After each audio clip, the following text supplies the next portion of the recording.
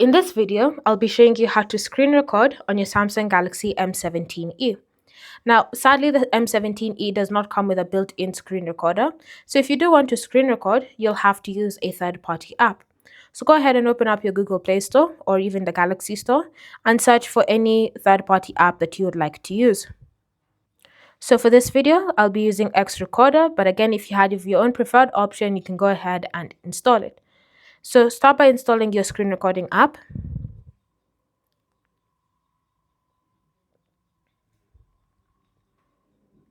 And then once it's been installed, go ahead and open it and set it up.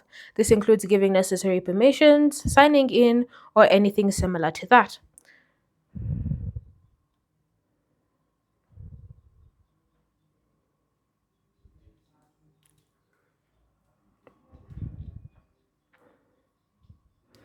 Now, once you've given the necessary permissions, go ahead and just select record, and then confirm by giving other permissions that are needed, and then choose how you're going to record, either your entire screen or one app, so it's completely up to you.